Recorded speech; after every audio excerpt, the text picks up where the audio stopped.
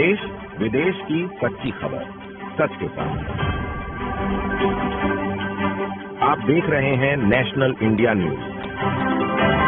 National India news में आज एक एनआरआई पिता की दर्द भरी दास्तां, जो अपने ही बेटे से मिलने के लिए न्याय की भीख मांग रहा है।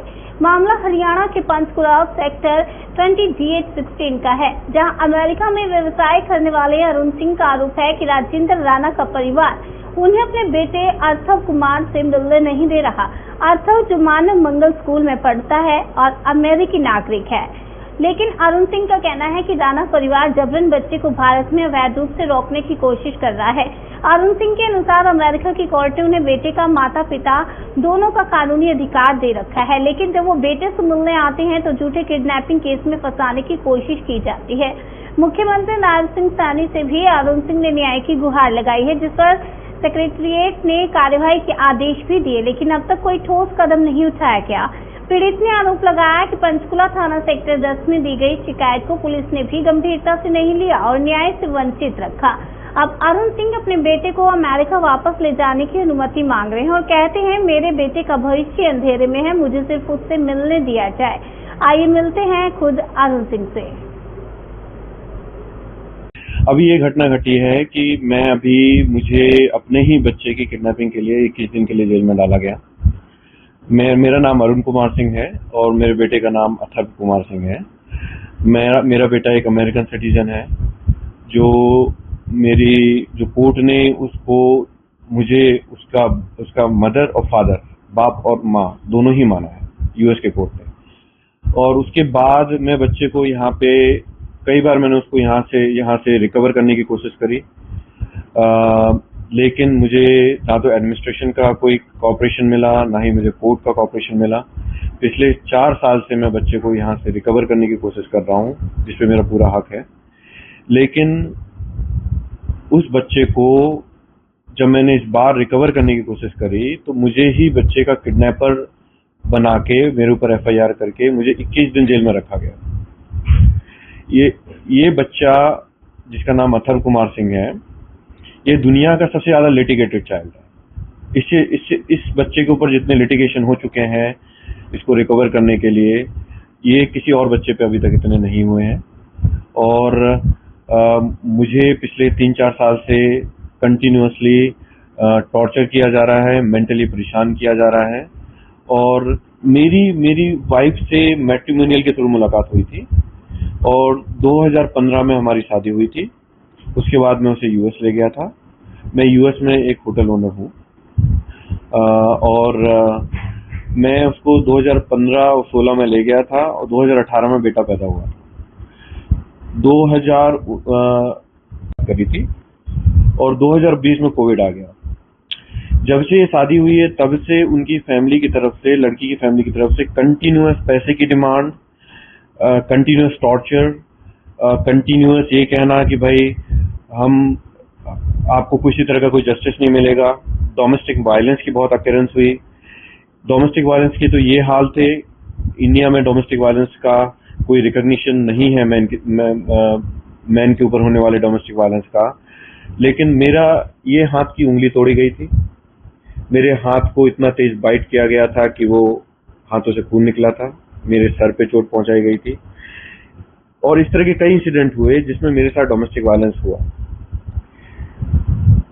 लोग डोमेस्टिक वायलेंस को, जो मैन होते हैं स्पेसिफिकली, मैन डोमेस्टिक वायलेंस को नहीं बताते। मुझे आज बताना पड़ रहा है। मुझे जब हाथ की उंगली तोड़ी गई थी तो मुझे हाथ में मेरा फ्रैक्चर हुआ था और उसके लिए मेरे को हॉस्पिटल में रखा गया था। इस तरह के कई इंसिडेंसेस हुए जिसमें मुझे कई बार चोट पहुंची और उस लड़की को कभी भी किसी तरह का कोई भी बाल बांका भी नहीं हुआ। जो भी चोट पहुंची मुझे पहुंची। डोमेस्टिक वायलेंस के इंसिडेंट्स हुए। फिर जब होटल बिजनेस हमारा प्रॉब्लम में आ गया तो उस समय ये सिचुएशन हो गई कि हमारा सब कुछ खत्म हो गया, सब कुछ चला गया। I had a very good business, 85 rooms थे, 20 people का staff था, and we were very hopeful that this will turn out to be a very good thing for our future. We will grow in this business. But as soon as we started business, immediately business में problem आ गई Covid की वजह से। जैसी वो problems आई, जैसी वो struggle I, उसने क्विट कर दिया प्रॉब्लम्स के आते ही, और उसने कोर्ट सिस्टम को धोए खतरा हूं ये कह के एक 6 महीने का इंजेक्शन ले लिया कि भाई मैं बच्चे से मिल नहीं सकता। इसी बीच उसका फायदा उठा के वो इंडिया चली आई। इंडिया आते ही उसने सबसे पहले तो मेरा पर्सनल अकाउंट साफ किया, और उसके बाद उसने 1 करोड़ रुपए की डिमांड करी। मेरे पर्सनल अकाउंट में कोई पैसे नहीं थे, लेकिन बिजनेस रन करने के लिए जो पैसे थे वो पैसे वो चाहती थी, उसका फैमिली चाहती थी कि भाई आप तो सब खत्म हो गए हो, आपका तो बिजनेस बचा नहीं, आपका तो सब कुछ चला गया, तो आप ये काम करो, पैसे यहाँ भेज दो और हम यहाँ कंफर्टेबल रहेंगे, आपको जो करना है कर दो। तो किसी तरह से मैंने उनकी बातों में नहीं आया। मुझे तुरंत मेरे बच्चे को ब्लॉक किया गया, और मैंने अपनी लीगल जो फाइट है तब वहां पे शुरुआत करी। मैंने कोर्ट में प्रूव किया कि इसने धोखा दिया है, इसने फ्रॉड किया है, और वो जो इसने झूठे एलिगेशंस लगाए थे उसके यूएस में 7 कोर्ट केसेस हो चुके हैं, और उसमें ये पाया गया है कि ये बच्चा का प्राइमरी गार्जियन, इस बच्चे का only guardian father and mother मैं हूँ। उन 7 कोर्ट केसेस के बाद मैंने इंडिया में जब उस बच्चे को रिकवर करने की कोशिश करी तो मुझे कोई सपोर्ट नहीं मिला। उस इंडिया में मैंने हाई कोर्ट को अप्रोच किया। हाई कोर्ट ने कोई ऐसा जजमेंट दिया जो ना तो मेरे काम का था ना उनके काम का था। हाई कोर्ट ने बेसिकली कहा कि भाई नेचुरल गार्जियन लीगल नहीं हो सकता। उन्होंने ये कहा कि वो एलिगेशंस काउंटर एलिगेशंस में नहीं जाएंगे। उन्होंने ये कहा कि आप अपना कोई दूसरा तरीका आजमा लीजिए। मैंने इन्होंने जो भी यूएस में जो क्राइम्स करे थे उसकी रिपोर्ट सेक्टर 20 पंचकुला में करी थी 2023 में, और सेक्टर 20 में भी मैंने इनकी कंप्लेन करी थी। तो ये कंप्लेन करने के बाद मुझे वहां से कोई रिलीफ नहीं मिला, क्योंकि जो बच्चे को खोजने की कोशिश करी इन्होंने, बच्चे को पूरी तरह से छुपाया गया था कि बच्चा रहता कहाँ है, बच्चा पढ़ता कहाँ है।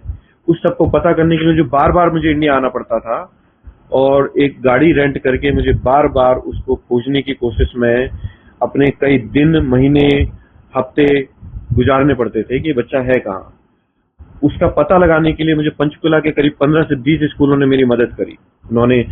उनको मैंने कहानी बताई, उनको मैंने बताया कि बच्चा किडनैप होके आया हुआ है, इंडिया में लीगली रह रहा है, और उन्होंने मेरी मदद करने की कोशिश करी। फिर एक स्कूल ने मुझे डायरेक्ट किया कि ये बच्चे की जो फोटो उन्होंने देखी जिसमें बच्चे का स्कूल का लोगो लगा हुआ था, उन्होंने मुझे बच्चे को मानव मंगल स्कूल पंचकुला में भेजा। तो मुझे वहां पे मिल गया कि बच्चा वहां पे। जैसे ही मैं बच्चे के स्कूल पहुंचा, इन्होंने तुरंत किडनैपिंग की कंप्लेन के लिए पुलिस स्टेशन पहुंच गए। मुझे यूएस वापस जाना था, मैं उसके बाद यूएस वापस चला गया। उसमें कोई एफआईआर नहीं हुई, मैंने उन्हें एक्सप्लेन कर दिया, लेकिन मुझे इतना समझ में आ गया कि ये लोग किसी भी तरह से किडनैपिंग की कंप्लेन करने की कोशिश करेंगे। फिर जब यूएस से मैं कोर्ट का ऑर्डर लेके आया, उसके बाद मैं बच्चे के स्कूल गया। बच्चे से सिर्फ मिलना ही चाहता था। बच्चे से मिलने की कोशिश करी तो इनके फादर ने, राजेंद्र राणा उनका नाम है, राजेंद्र राणा ने सबके सामने स्कूल में मेरे साथ मारापीटी करी। वहां देखने वाले दर्जनों लोग थे, और उसकी वीडियो रिकॉर्डिंग भी अवेलेबल है थाने में, और स्कूल में भी अवेलेबल है। सबके सामने मुझे मारा, और मैंने कभी हाथ भी नहीं उठाया, क्योंकि वो जो किया, मैंने सुप्रीम कोर्ट को अप्रोच किया, कोई ऐसा जजमेंट नहीं मिला जो मेरे फेवर में या उनके फेवर में हो। मैंने ये सेक्टर 20 पंचकुला के थाने को अप्रोच किया था। मैंने सेक्टर 10 थाने में भी अप्रोच किया था। सब जगह अप्रोच करने के बाद, इतने केसेस होने के बाद, जब मुझे हाईकोर्ट से ऐसा जजमेंट मिला कि भाई आप अपना तरीका आजमा लीजिए, और मैं सुप्रीम कोर्ट गया तो उन्होंने वो केवल 11% केसेस एडमिट करते हैं, 10% पॉलिटिकल केसेस होते हैं, 1% केसेस में मेरा नंबर नहीं आया, तो उन्होंने सिर्फ एडमिट नहीं किया। तो उसके बाद मेरा तरीका, मुझे यही समझ आया कि भाई मुझे 8 महीने तो उन्होंने ब्लॉक करके रखा हुआ था। बच्चे की ना तो शक्ल देखने दे रहे हैं, ना मुझे उससे मिलने दे रहे हैं, ना मुझे उसकी आवाज सुनने दे रहे हैं। ये इसका पनिशमेंट है कि मैं बच्चे से मिलने के लिए पिछले 4 साल से उसको खोज रहा हूँ, और 4 साल से उससे मिलने के लिए तड़प रहा हूँ। इसके लिए उन्होंने मुझे पनिशमेंट देने के लिए मेरे बच्चे को पूरी तरह से ब्लॉक रखा। मेरे बच्चे को अगेन, वो अमेरिकन बच्चा है, यहाँ इलीगली रह रहा है, उसका यहाँ पे कोई काम नहीं। तो उसके बाद जब मैं बच्चे को लेने के लिए, मैंने 2 लोगों की, लोकल लोगों की मदद ली, उन दो लोकल लोगों ने बेसिकली, हमारा कोशिश यही था कि कोई किसी तरह की हाथापाई ना हो, लेकिन जब वो हम उनके पास गए कि हम बच्चे को लेने आए हैं, बच्चे की छुट्टियां हो गई हैं, तो उन्होंने तुरंत उन दोनों को पकड़ लिया। थोड़ी बहुत हाथापाई हो गई। उस हाथापाई का इस्तेमाल इन्होंने कोर्ट सिस्टम को पूरी तरह से अब्यूज करने के लिए और पुलिस सिस्टम को पूरी तरह से अब्यूज करने के लिए किया। मैं बच्चे को लेके पंचकुला से जब गुड़गांव पहुंचा तो सारी पुलिस फोर्स एक बाप से बच्चे को छीनने के लिए, उन्हें पूरी तरह से पता है कि ये बच्चे का बाप है, उन्हें पूरी तरह से पता है कि बच्चे के ऊपर किडनैपिंग के लिए आप उनका पीछा नहीं कर सकते, उन्हें पूरी तरह से पता है कि पिछले 1.5 साल से मैं कंटिन्यूअसली इन्फॉर्म और एजुकेट करता रहा हूं कि बच्चे के ऊपर किडनैपिंग, बच्चे के लिए फादर के ऊपर किडनैपिंग का चार्ज नहीं लग सकता। उन्हें मैंने कोर्ट ऑर्डर की कॉपीज प्रोवाइड करी हैं जो Nagpur high court, Punjab Haryana high court Chandigarh, Gujarat high court, इन सब ने, और मद्रास हाई कोर्ट, चारों की कॉपीज प्रोवाइड करी हैं जिसमें कोर्ट ने क्लियर इंस्ट्रक्शन दिए हैं कि फादर के ऊपर किडनैपिंग नहीं लगाई जा सकती। ये सब होने के बावजूद भी, ये सब जानने के बावजूद भी 13-14 घंटे उन्होंने मेरा पीछा किया, मेरे घर के दरवाजे तक आए और वहां से रात के 3 बजे से दरवाजा पीटना शुरू कर दिया खोलने के लिए। मैं अपने बच्चे को लेके अंदर था, कोई किडनैप नहीं किया था मैंने बच्चे को। और जहां तक कस्टडी का सवाल, बच्चा अमेरिकन सिटीजन है, मेरे पास कस्टडी है, आप मानो ना मानो, आप मानते हो नहीं मानते हो, इंडिया है, जो भी कंट्री है, मेरा बच्चा जहां भी होगा मुझे अपने बच्चे को लेना है। मैंने सारे लीगल चैनल्स अप्रोच कर रखे हैं, लेकिन immediately Panchkula police, Haryana police, जो 1 साल से मेरे ऊपर मारापीट की FIR तक नहीं कर पाई, विदिन 24 आवर्स 12-13 घंटे पीछा करते हुए गुड़गांव में मेरे दरवाजा पीटने पहुंच गई। रात को 2 बजे से लेके उन्होंने सुबह दिन के 4 बजे तक मेरे घर के दरवाजे के बाहर खड़ी रही और दरवाजा पीटती रही। यहाँ पे बहुत भीड़ इकट्ठी हुई, सारी कम्युनिटीज इकट्ठी हुई, कई वकील इकट्ठे हुए। उन्होंने उन्हें समझाने की कोशिश करी, उन्होंने डॉक्यूमेंट लेने से मना कर दिया कि भाई हम तो डॉक्यूमेंट जिससे कोई रिसीविंग ना हो पाए। मैंने खुद पुलिस वालों से बात करी कि भाई आप किडनैपिंग का चार्ज फादर के ऊपर कैसे लगा सकते हो, ज्यादा से ज्यादा आप मारपीट का परस्यू करिए। मारपीट तो मेरे साथ भी हुई थी, 1 साल हो चुका है, आपने कुछ नहीं किया था।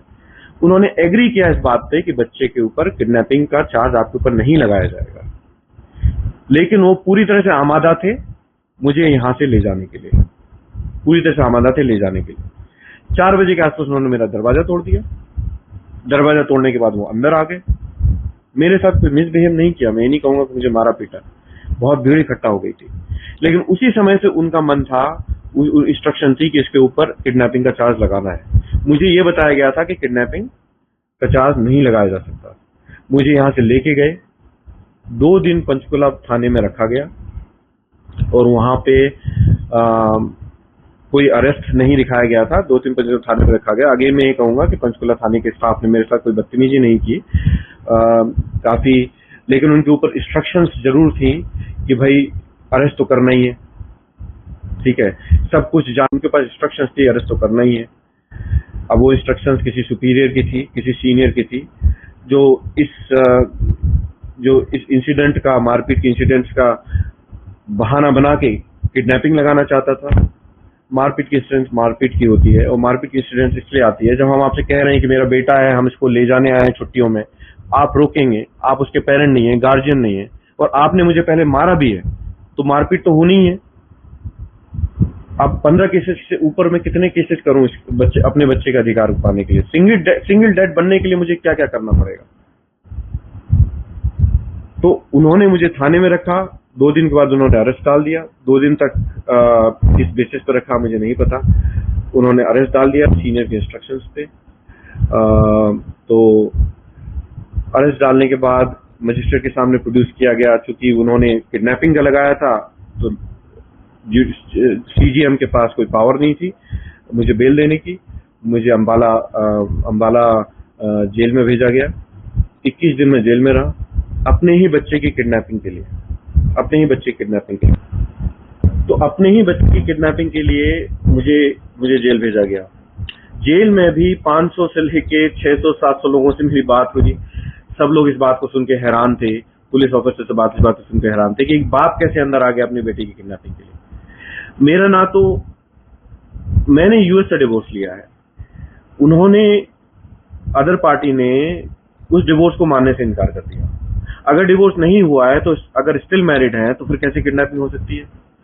अदर पार्टी के पास कोई कस्टडी का ऑर्डर भी नहीं है, इंडिया से नहीं है, मेरे पास तो यूएस से है। आप कहते हैं कि वो ऑर्डर अगर यूएस से है, इंडिया का होना चाहिए, तो उनके पास तो इंडिया से भी नहीं है। तो अगर कस्टडी का ऑर्डर ना होते हुए भी आप डिवोर्स भी नहीं मान रहे हैं, तो उसके पास एक लड़की के सिर्फ कहने से आप बाप हरियाणा की सारी पुलिस फोर्स अपना पूरा दिन बर्बाद करके 12 से 14 घंटे ट्रैवल करके यहाँ पे दरवाजा पीटते हुए कई घंटे बाहर रह के वापस ले जाती है और बच्चे को छीन के दूसरी पार्टी को हैंडओवर करती है। तो फिर अगर मुझे जस्टिस नहीं मिल सकता, अगर मेरे बच्चे को जस्टिस नहीं मिल सकता, जिसमें मेरे पास कस्टडी भी है उसकी, और उस लड़की को बैन किया गया है उसको बच्चे से मिलने से, तो यहाँ पे इंडिया में किस मर्द को, किस इंसान को, किस आदमी को बाप बनने का हक है, बाप बनने का हक मिलेगा, और उसे क्या करना पड़ेगा? करण जौहर बॉलीवुड के बड़े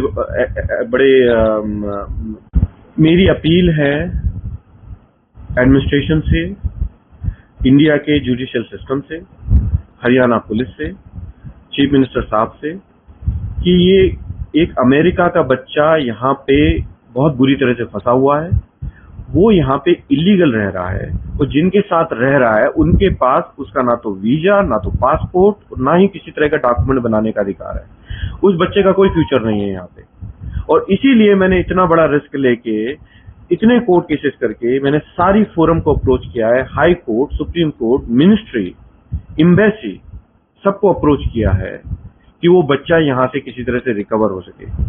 अमेरिकन बच्चे को इस तरह से जबरदस्ती रखना, वहां के कोर्ट के ऑर्डर को, principle of community of courts को आपको इग्नोर करना, और फादर को इस तरह से हरास करना। अगर मेरे पास बच्चे का कस्टडी ऑर्डर नहीं भी होता तो आप मुझे जेल में नहीं डाल सकते, मैं बच्चे का बाप हूं। बच्चा 5 साल के ऊपर है, वो 7 साल का बच्चा है, उसका बहुत ब्राइट फ्यूचर है, लेकिन उसको सिर्फ इसलिए वहां पे रखा जा रहा है जिससे वो हमसे पैसे का एक्सटॉर्शन कर सके। जब मुझे जेल भेजा गया था तो लगभग 2 करोड़ के पैसे की डिमांड की गई थी। ये उनका कैरेक्टर है, ये अदर पार्टी का कैरेक्टर है, ये उनका मोटो है। मुझे कुछ नहीं चाहिए, आपने जेल में डाल दिया, ठीक है। अगर मुझे जस्टिस नहीं मिल सकता तो शायद इंडिया में किसी को जस्टिस नहीं, किसी को भी सिंगल डैड बनने का अधिकार नहीं है इंडिया में। अगर मुझे सिंगल डैड बनने का अधिकार नहीं, तो मैं इस लिटिगेशन को इतना हैंडल कर चुका हूं, पिछले 4 साल से 12 से 15 केसेस हैंडल कर चुका हूं, इस तरह से टॉर्चर हो चुका हूं। अगर मुझे अधिकार नहीं है बच्चे को, अपने बच्चे को देखने का, उसे मिलने का, अपने बच्चे को पालने का, तो किसी भी फादर को अधिकार नहीं है। मैं क्लेम करता हूं सिंगल डैड होने का अधिकार, मैं क्लेम करता हूं अपने बच्चे को पालने का अधिकार, मैं क्लेम करता हूं जब डिवोर्स होता है तो डिवोर्स सिर्फ हस्बैंड वाइफ के बीच हो, बच्चों और फादर के बीच ना हो, बच्चों से डिवोर्स को फोर्स ना किया जाए, और मुझे मेरे बच्चे को रिकवरी करने में पूरा सहयोग दिया जाए। 4 तारीख को हरियाणा हाई कोर्ट में हियरिंग है। मैं चाहता हूं कि आप लोग सुने कि उस हियरिंग में क्या होता है, क्या कहा जाता है, किस तरह के आर्गुमेंट किए जाते हैं, और पूरी मदद करें उस बच्चे को रिकवर करने में, पूरी मदद करें इस बच्चे को अपने घर पहुंचाने में। ये बच्चा कभी भी किसी भी पुलिसमैन के द्वारा गिरफ्तार किया जा सकता है, क्योंकि वो इलीगल सिटीजन है। अंत में मैं ये कहना चाहूंगा कि बेटी बचाओ का नारा बहुत दूर तक पहुंच चुका है। बेटियों को बचाते बचाते आज हम ये भूल गए हैं कि बेटों का क्या हाल हो रहा है। बेटों को बाप का अधिकार नहीं दिया जा रहा है, बेटों को झूठा फंसाया जा रहा है, बेटों को शादी के बाद ड्रम में भरा जा रहा है, बेटों के लिए कोई योजना नहीं लाई जा रही है। बेटियों को पढ़ाना बहुत अच्छा मोटो है, बहुत अच्छा काम है, बेटियों को पढ़ाइए। बेटों को क्यों छोड़ना है? कोई स्कीम बेटियों के लिए लाना, उनकी सुरक्षा के लिए लाना अच्छा है, लेकिन जब उसका दुरुपयोग होने लगे तो हमें इस डायरेक्शन में ध्यान देना चाहिए कि जो कानून दुरुपयोग हो रहे हैं, जो कानून मिसयूज हो रहे हैं, उनको जेंडर न्यूट्रल बनाया जाए। डोमेस्टिक वायलेंस कोई भी कर सकता है, लेकिन इंडिया में कभी भी विमेन जेल में नहीं जाती। मेन के साथ डोमेस्टिक वायलेंस हो सकता है, विमेन के साथ डोमेस्टिक वायलेंस होता है, किसी के साथ भी हो सकता है। किसी के साथ भी छेड़खानी हो सकती है। माँ अच्छी है, बाप अच्छा है, इसका कोई सीधा साधा आंसर नहीं है, लेकिन दोनों को बराबर अधिकार मिलना चाहिए। और उस केसेस में स्पेशली जहां पे ये प्रूव हो जाता है कि माँ सुटेबल नहीं है या बच्चे को डिग्निफाइड लाइफ देने लायक नहीं है, तो उस केसेस में स्पेशली फादर को यंग बच्चों को भी सिंगल डैड बनने का अधिकार मिलना चाहिए। तो मेरा अल्टीमेटली यही कहना है और यही अनुरोध है कि कृपया बेटों को भी बचाएं, बेटी बचाने के साथ अब बेटों को भी बचाएं, चाहे बेटा हो चाहे बेटी हो, और फादर्स को सिंगल डैड बनने का अधिकार उन्हें मिले बिना किसी टॉर्चर के, बिना किसी हरासमेंट।